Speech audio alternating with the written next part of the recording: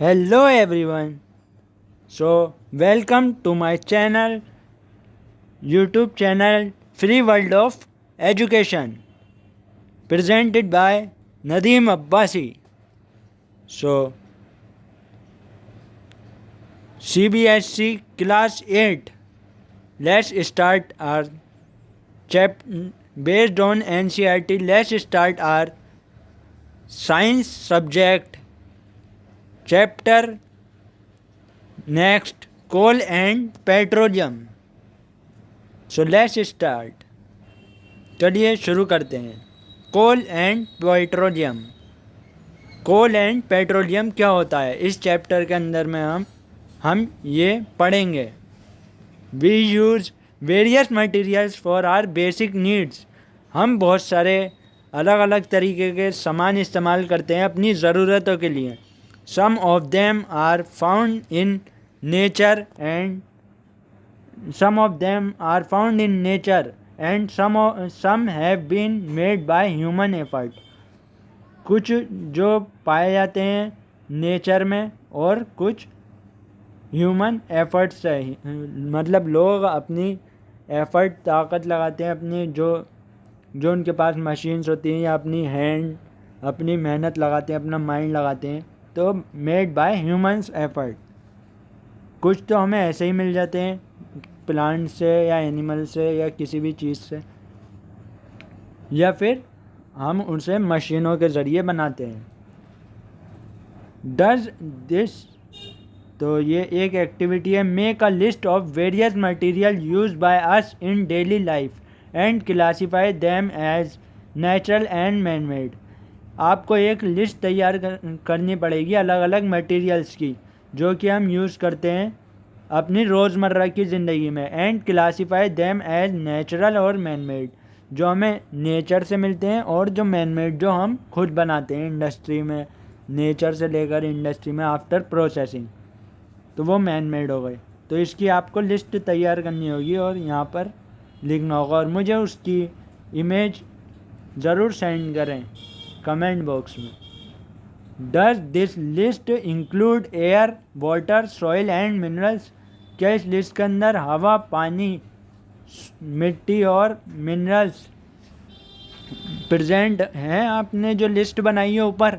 Since all these are obtain from nature, क्या ये सब नेचर से ही मिलते हैं. They are called natural resources. इसी को हम क्या कहते हैं, natural resources.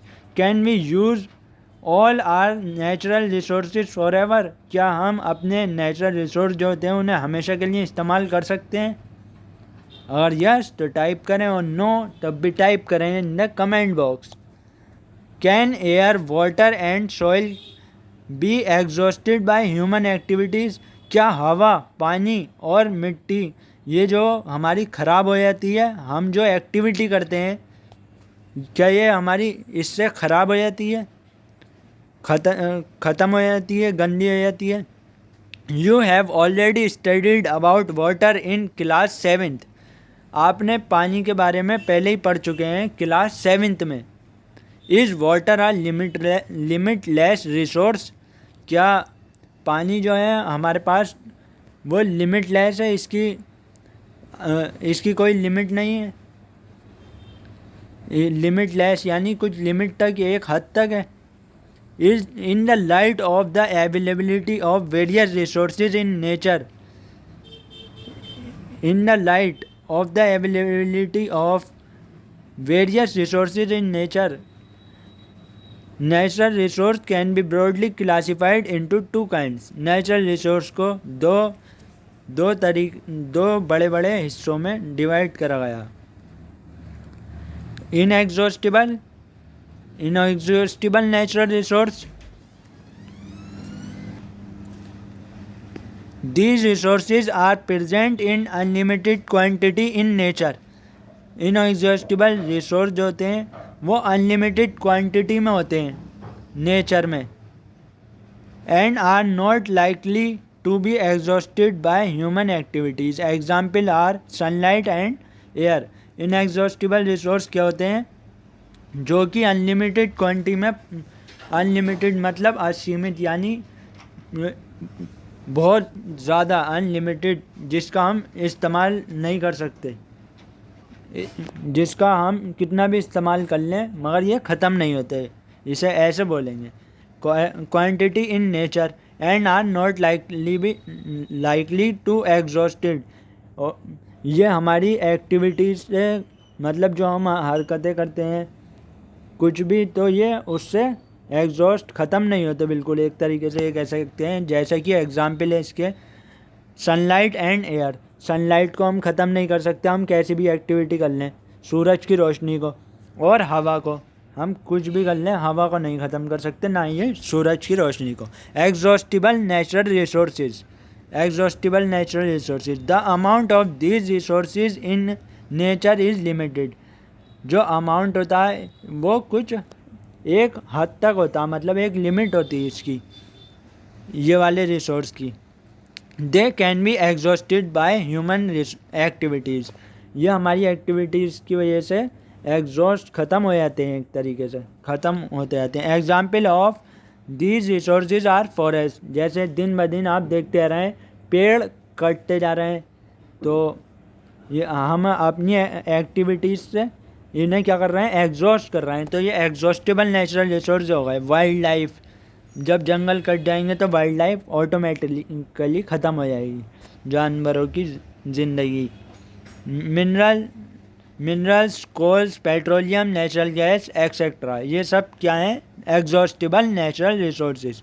Activity 3.2, it is a group activity. ये एक ग्रुप में मिलकर करनी होगी आपको एक्टिविटी। टेक सम कंटेनर्स, कुछ कंटेनर लेने होंगे आपको। Fill them with popcorn, peanut, roasted gram toffees. इन्हें भरना होगा आपको पॉपकॉर्न से, पीनट से, रोस्टेड ग्राम टॉफीज़। एक को भरना होगा, किसी को भरना होगा पॉपकॉर्न से, किसी को पीनट से, मूंगफली से, किसी को रोस्टेड ग्राम चना भुना हुआ और टॉफीज़ से।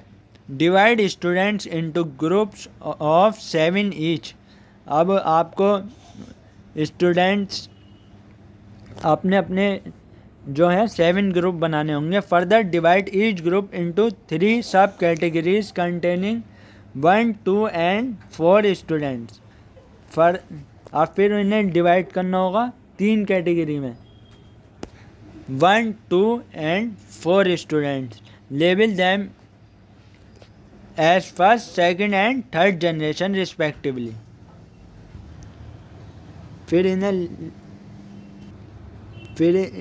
फिर मार्क करना होगा पहला, दूसरा और थर्ड जनरेशन रेस्पेक्टिवली। दीज सब ग्रुप्स प्रेजेंट इन कंज्यूमर्स। यही सब ग्रुप रिप्रेजेंट क्या करते हैं, कंज्यूमर्स को। As population is growing, second and third generation have larger number of consumers. Consumers होते हैं जो इस्तेमाल करते हैं किसी भी चीज़ को। Put 1 container for each group on a table. आपको एक कंटेनर लेना होगा, जो कि फुल कंटेनर लेना होगा हर किसी ग्रुप के एक टेबल पे। Ask consumer for the first generation of each group to consume eatables from the containers of their group. अब कंज्यूमर से आपको पूछना होगा पहली जनरेशन वाले से, हर कोई से ग्रुप के, to consume eatables from the container. जो खाने वाली चीज़ें हैं उन्हें कंज्यूम करना होगा, उन्हें खाना होगा या इस्तेमाल करना होगा। From the container of their group. Now ask the second generation consumer from each group to do the same. अब दोबारा से पूछना होगा सेकेंड कंज्यूमर से, हर कोई से ग्रुप से यही करने के लिए। Ask students to observe carefully the availability of eatables in each container. अब स्टूडेंट से पूछना होगा कि आपने क्या देखा, जो ईटेबल्स हैं हर कंटेनर में, जो खाने वाली चीज़ होती है। If something is left in the container, क्या इसमें कुछ बाकी रह गया है। Ask third generation from each group to consume it. अब उसमें जो बाकी रह गया, अब वो तीसरे वाली जनरेशन से पूछना होगा हर ग्रुप की कि उसे ईट करें, खाएं। क्या ये खाने लायक है या नहीं। अब तीसरे जनरेशन से पूछना होगा ये खाने लायक है या नहीं। Also observe if anything is still left in any of the containers. और ऑल्सो आपको ये और देखना होगा क्या कंटेनर में कुछ और बाकी रह गया है। अब assume that the eatables in the container represent the total availability of an exhaustible natural resource like coal, petroleum और natural gas। आपको ये मानना होगा जो ईटेबल्स होते हैं खाने वाली चीज़ें इन द कंटेनर में जो होती हैं रिप्रेजेंट द टोटल अवेलेबिलिटी, वो क्या दिखाती है कितना बचा हुआ है exhaustible natural resource like coal, petroleum और natural gas. Each group may have a different consumption pattern. हर कोई से ग्रुप का अपना अपना इस्तेमाल करने का तरीका होता है, यूज़ करने का तरीका होता है। कंजम किसी ने कुछ ज़्यादा खाया होगा, किसी ने कम खाया होगा। Are the earlier generation of any group too greedy. क्या वो बहुत ज़्यादा पहली वाली जनरेशन जो थी वो बहुत ज़्यादा ग्रीडी थी। नीडी मतलब जिसकी ज़रूरत हो। It may be that the earlier generations in some groups were concerned about the coming generations and left something for them. It may be the earlier generation in some groups. कुछ groups में earlier generation है जो कि बताती हैं आगे वाली generation को, and left something for them और उनके लिए कुछ छोड़ जाती हैं। In this chapter we learn about some exhaustible natural resources like coal, petroleum and natural gas. इस चैप्टर के अंदर हम ये पढ़ेंगे कुछ एग्जॉस्टिबल नेचुरल रिसोर्स के बारे में जैसे कोल, पेट्रोलियम और natural gas.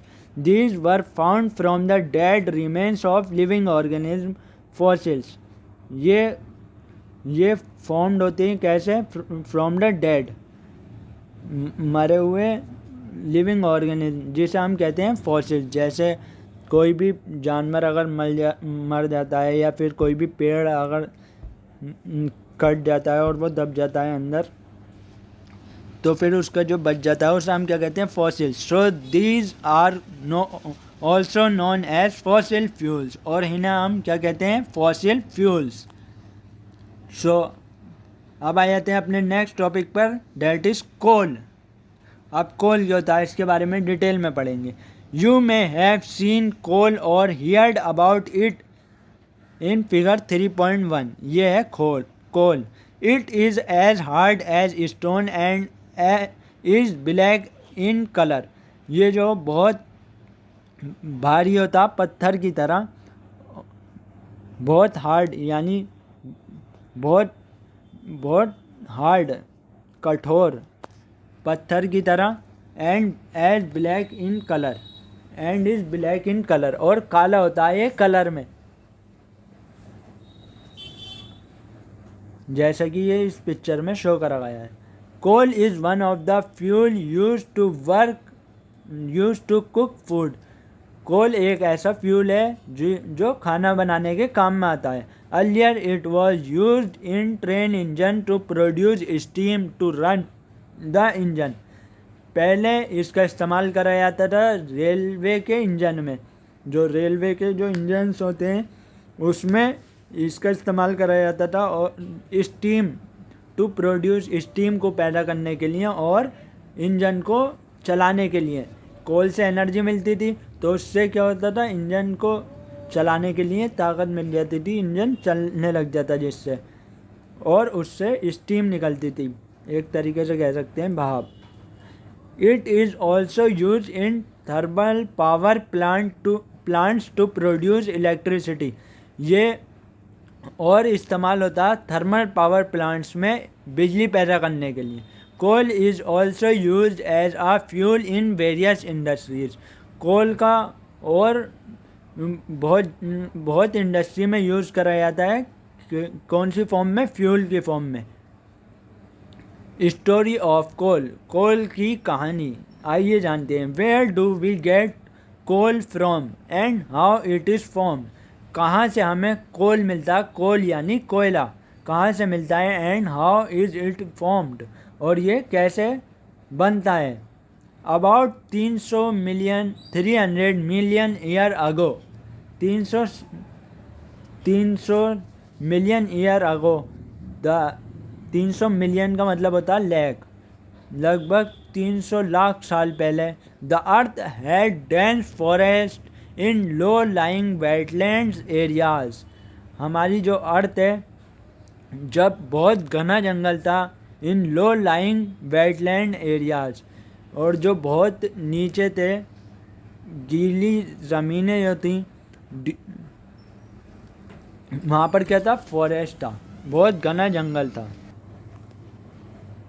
Due to natural processes like flooding this forest got buried under the soil, कुछ नेचुरल प्रोसेस ऐसे हुए वहाँ पर, जैसे कि वहाँ पर बाढ़ आ गई और ये वाले जंगल जो थे पूरी तरीके से बरीड यानी दफन हो गए, मिट्टी में मिल गए।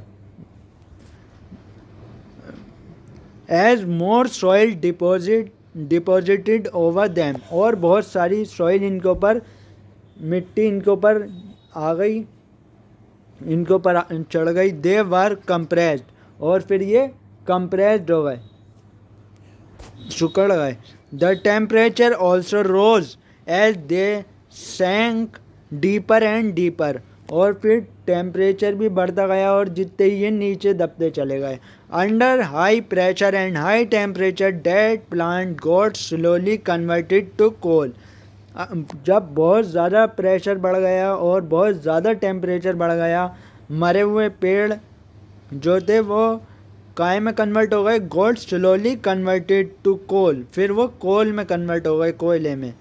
As coal contains many carbons, coals में जैसे कि कहा गया है बहुत सारे कार्बन होते हैं। The slow process of conversion of dead vegetation into coal is called carbonisation.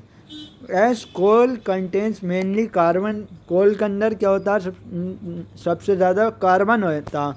The slow process of conversion of dead vegetation into coal, जब बहुत स्लो कन्वर्ट होता क्या, डेड जो मरे हुए वेजिटेशन होता, वेजिटेशन का कोल में बहुत स्लो प्रोसेस होता, कन्वर्जन होता, मतलब डेड मरे हुए जो वेजिटेशन होती प्लांट या एनिमल्स की, तो वो कन्वर्ट हो जाती, मतलब बदल जाती है काय में, कोल में, तो उसको क्या कहते हैं, कार्बोनाइजेशन, क्योंकि इसमें कार्बन प्रेजेंट होता, तो इसको क्या बोल दिया गया, carbonization. Since it was form from the remains of vegetation, coal is also called as a fossil fuel, क्योंकि ये इससे बना हुआ, इससे जो बचता है इससे बना हुआ है कोल, तो इसलिए हम इसको कोल को क्या कहते हैं, fossil fuel. A coal mine is shown in figure 3.2, जैसा कि कोल माइंस इस फिगर में दिखा रखी है, कोल माइन